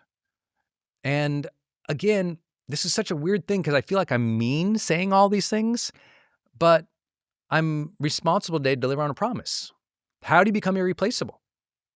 Well, I can't guarantee it, right? Life, bad luck happens. We talked about it. You laid off, somebody cheats, somebody leaves, somebody abandons. I can't control that, but we can mitigate risk. One way to mitigate risk, seek coaching to go to the next level and do that proactively, month after month, quarter after quarter, year after year. That keeps you skilling up. That keeps you meeting the needs of now. That keeps your ego low. When your ego is low, you tend to be less drama and less complaint. Now we're on to something. Now it's tying it together. All right. Next up, I love this one. Part of that, I apologize. Part of that of being coachable is also you coaching. And this is to my wife's point of be the person who brings feedback. Be proactive and candid with feedback with other people to make things better. Do you know who gets replaced? Silent people. That's who gets replaced. It's like, wait, you had all these thoughts of how to make things better, but you haven't said anything? That doesn't make any sense.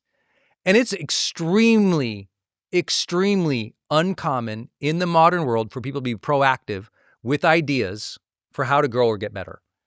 Extremely. I work in the personal development industry. Imagine I'm saying that to you. But even me, even with my own personal team, like my team, I have to tell them, hey, give me, like, put this in your status report. Share ideas on how we get better. Share ideas on how we grow.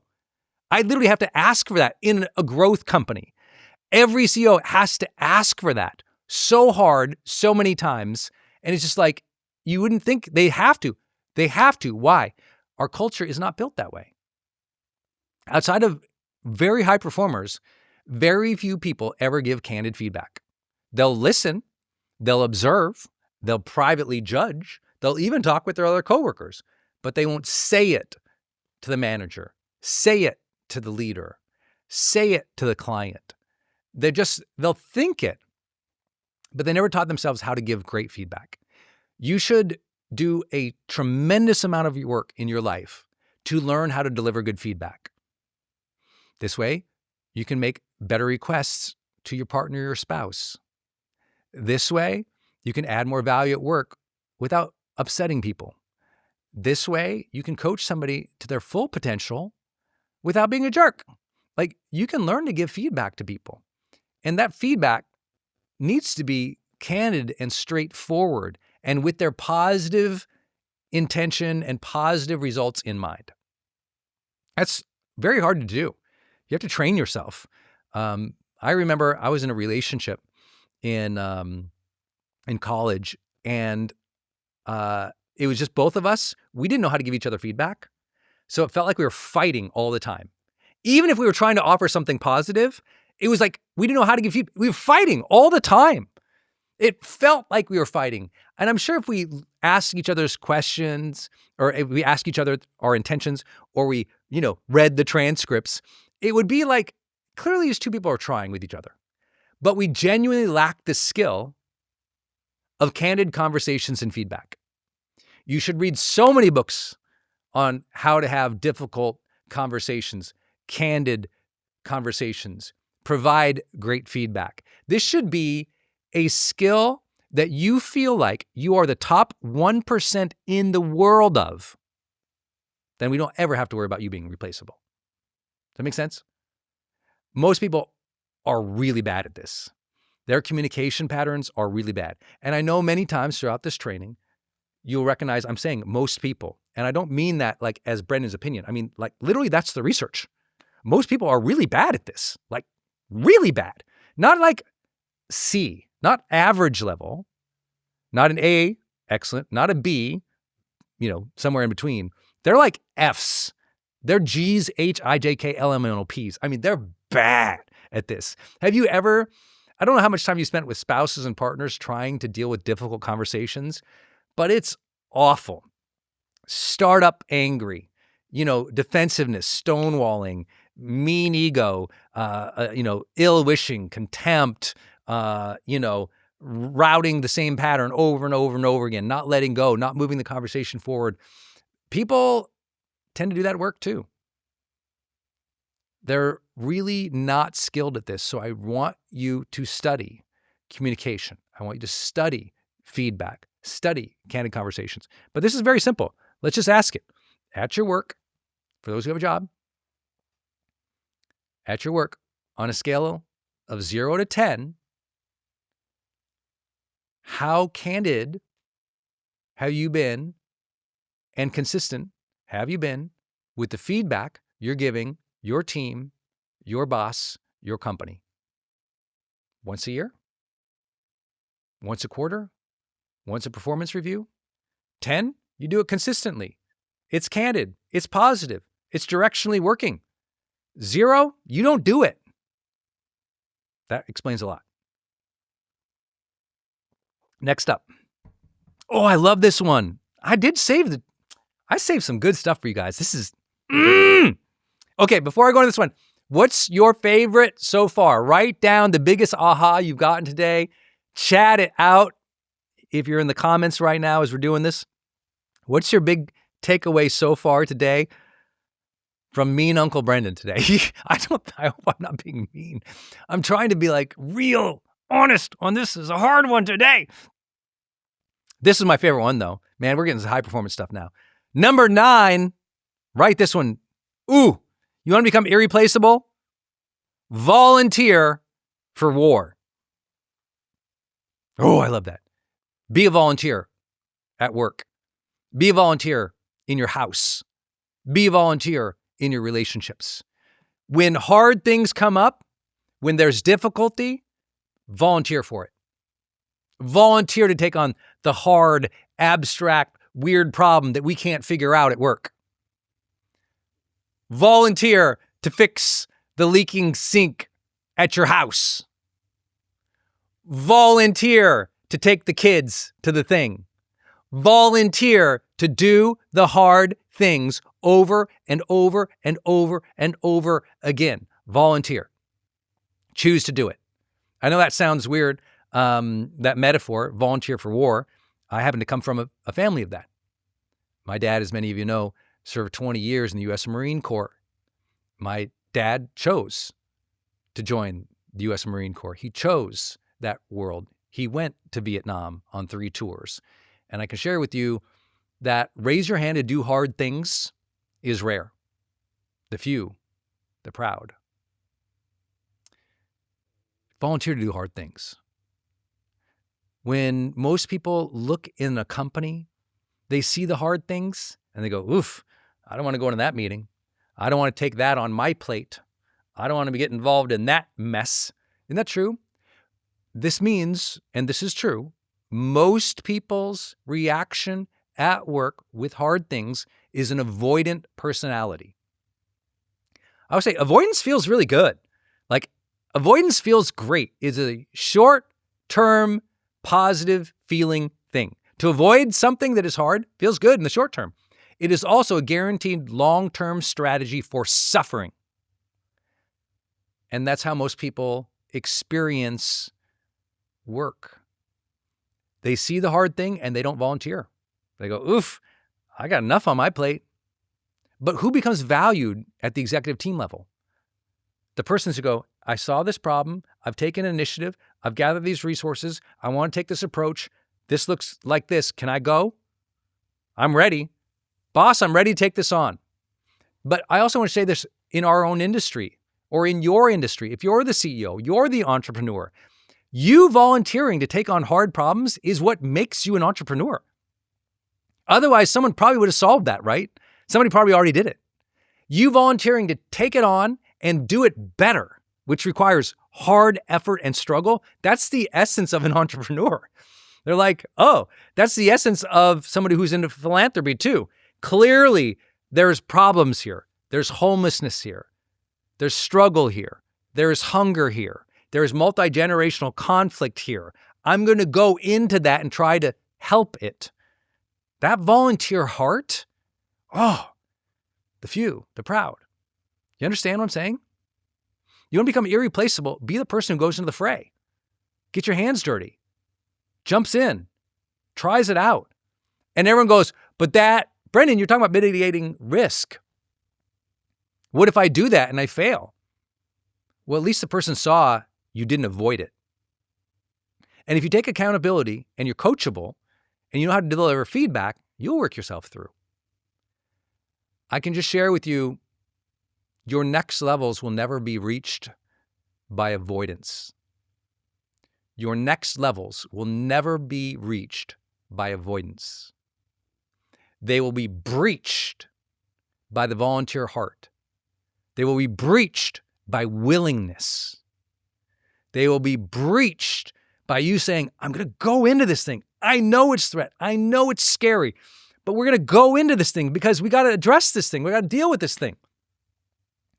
You know, if you don't have that willingness to go into the unknown, to go into the scary waters, to go into the fight, well, history shows things wouldn't turn out the way they did. World War II would have been a very different result if we didn't have that ready, willing, courageous volunteer spirit to cross that channel and to go into battle. We cannot improve the world unless people raise their hands and get into the fight. We cannot make your company better if more people don't raise their hand and go, I see this problem, let's take it on. The issue is that introduces difficulty and complexity, and most people just want their preferences and routines. But your preferences and your routines are likely insufficient for the future. It doesn't mean they can't be a foundation. It just means more is often required of us. And we don't live in a culture who's willing to raise their hand for that. We live in a culture that keeps telling you, set boundaries. We live in a culture that keeps saying, don't try too hard. People will judge you. We live in a culture that says, it's okay that you want to give up. Life is hard. We should all be so empathetic and compassionate. Let you do your own thing. Rest, recline, bow out. We don't live in a culture of high levels of personal responsibility, accountability, solution-orientedness. Now, I know that might sound judgy, but I'm just here to say the research is pretty clear. High performers are in fact rare. And people who achieve certain levels of wealth, success, multi-generational success, people who change the world, they did uncommon, difficult things. And I know I preach to the choir here, right? Here, today, I can speak to you like this. If I said this openly, all this openly to somebody who's never met me before on YouTube or some podcast, they'd think, that kid is a jerk. But in the context that you raised your hand to do personal development in Growth There or Ultra, in the context that I'm a high performance coach, in the context, all I want for you in your life is for you to live your authentic path, for you to be on that abundant path, that ever rising path of aspiration and service to the world. It's okay that I demand a lot. And it's okay that you and I can both say with real confidence that many people don't want to do the hard work. They don't want to raise their hand. They want to avoid it. They want to stay in their comfort zone. They want to confirm their biases about how the world's so awful, and they don't want to get in the fray. I can share that most people struggle with these things, and I go in the fray. And I want better for them. And I want better for you. I want better for your family. I want better for our communities. I think the world's struggling a lot right now. And a lot of it is because the overall messaging to everybody is a messaging that says check out. And it's a messaging that says stir drama, but check out.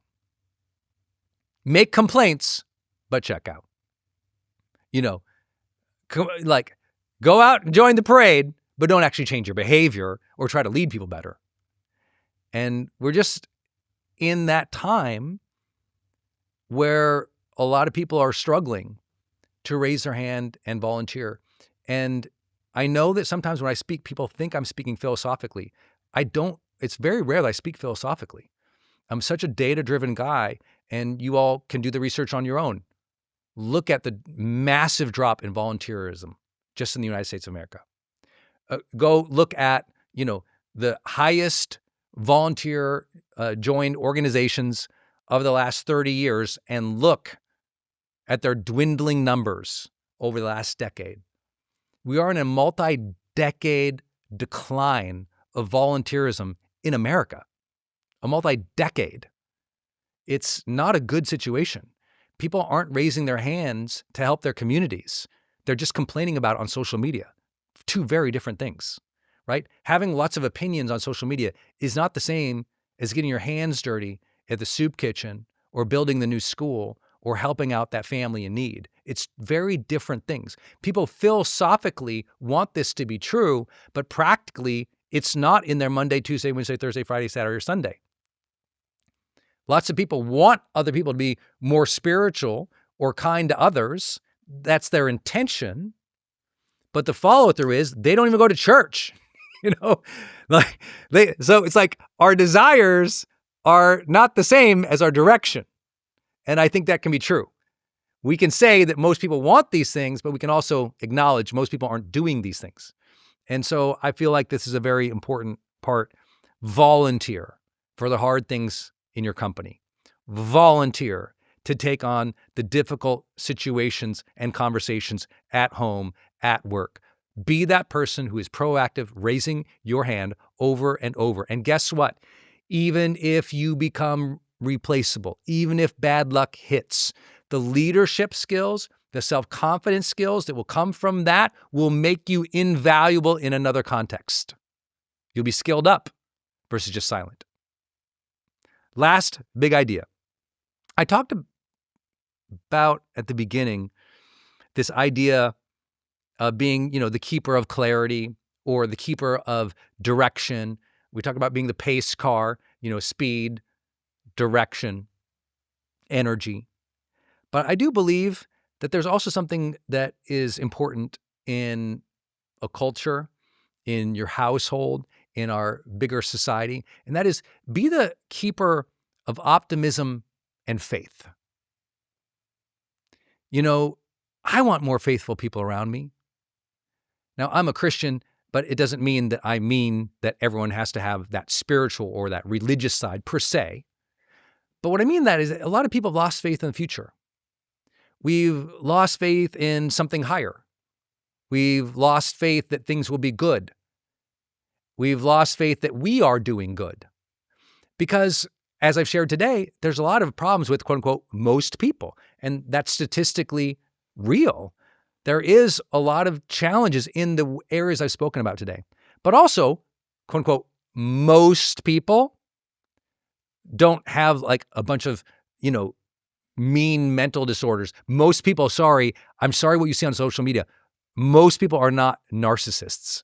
Single-digit people in the world are actual disordered narcissists in terms of mental diagnoses, right? We think everyone's a narcissist. Most people aren't.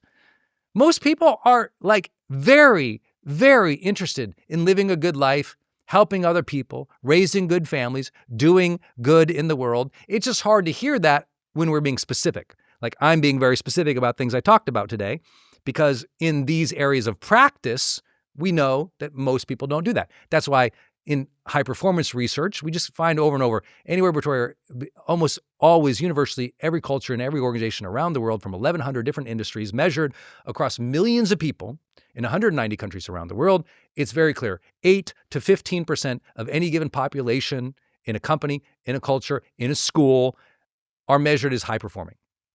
It's like, that makes it seem like most people, aren't something. Well, that's a high expectation too. And that is something you have to really train yourself up into. Right? Most people are also not Olympians. Does that make them bad? No, they're enjoying sprinting at the high school track on the weekend. They're enjoying soccer. They're enjoying football, even though they're not in the NFL. This is not like most people aren't, quote unquote, at the elite levels. That's not what we need for society either. What we need for society is the keepers of faith and optimism. Be the person in your community who has hope for others, who has faith that you'll make it through. When it's really dark, when it's really awful, when you don't know what's going to happen, protect that flame. Protect that light. Be the person who speaks of it. I don't remember if you know that story or not, but it galvanized the world not too many years ago when some 30-plus miners were trapped. A mine that they were working collapsed on top of them, and they were trapped in an impossible situation that almost guaranteed death. And I know, beginning with the end in mind, most of that story, that they survived. And in their sharing of the story and what kept them going, it was really each other in a camaraderie that they were going to survive, that they kept their optimism, that they kept their faith together. They literally had practices for faith and sharing and candid feedback. They literally had practices in terms of many of their religions, they had practices of caring for each other. They kept the faith that they could get out of there. Some of them had breaks throughout the way. We're not going to get out here. We're going to die. This is going to be true. And the group then said, hold on, we can do this. We'll be all right. They raised each other's faith that the future could exist. We live in a nihilistic culture right now where everyone thinks the future is Terminator. The robots are going to kill us all. AI's going to kill us all. It's so nihilistic. People are not feeling a sense of joy, optimism, or energy at the levels that they can in terms of our human progress. The story of human progress and abundance right now is unparalleled.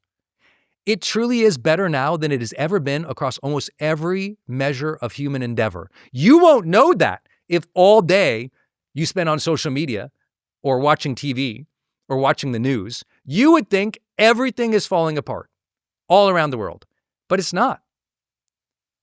All around the world, more people are moving up in income. All around the world, more babies are surviving, more moms are surviving. All around the world, people are starting to live longer. All around the world, almost every measure of human health is improving. Why? Why? Because things are getting better. It doesn't feel like when you drive down your town and there's a lot of potholes or something's wrong, or you watch the evening news nationally. But I'm here to tell you, go be with people again. Go out and volunteer. Hang out with those people. Go out and hang out with people of faith. Go out and hang out with people who are building, not complaining. And you'll hear an optimism underneath everything right now that is extraordinary. People have more faith in the future. And if you don't feel like that right now, you've just been in a culture of a fixed mindset versus a growth mindset. You got stuck in the drama versus the direction of where you could go. You got stuck in problems versus the perception that there's a higher order, that things in the future can be good. And whether you believe me or not, I almost don't care. What I care about is the fact that you could be the keeper of faith when things are hard. That you could be the person who helps other people carry their burden with lighter heart and better energy and more love. That you could be the person who's a positive force in the world versus just a loud, opinionated complainer. We need more people like that. Like what we are capable of doing as a species, as individuals, as companies, as people who care is amazing. It is amazing right now. The leverage that you have right now to make a positive influence in the world is amazing. And I can tell you that because I'm a kid from Montana. I'm a kid from a home that was so difficult in a town that had been economically depressed for centuries, who my dad moved to a job in a town of less than 2,000 people to move into another job that was so difficult and so hard, and watching people treat and mistreat him. If you read my book, High Performance Habits, you know how my parents were so ill-treated by the places where we lived. It was just like unbelievable. No one could anticipate from all of that, or the fact that I was a suicidal teenage kid, or that I was awkward in all of my communication, or that I didn't know how to talk.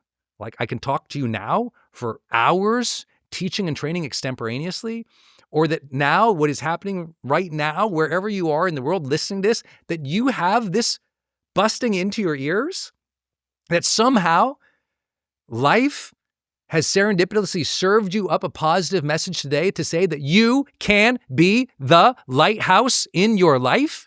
You can be the lighthouse in the storm. You can be that positive person. You can make that difference. You can change the world, that you can become irreplaceable because you choose to do good in the world over and over and over, no matter what they throw at you, no matter how dark it gets, no matter how hard it gets, no matter how much they judge you, no matter how ill you feel, no matter how scared you feel, no matter what they roll out with AI, no matter what they roll out with robots, that you wake up tomorrow and you can put in an honest day work. You can try, you can give, you can serve, but you can strategically think differently than most.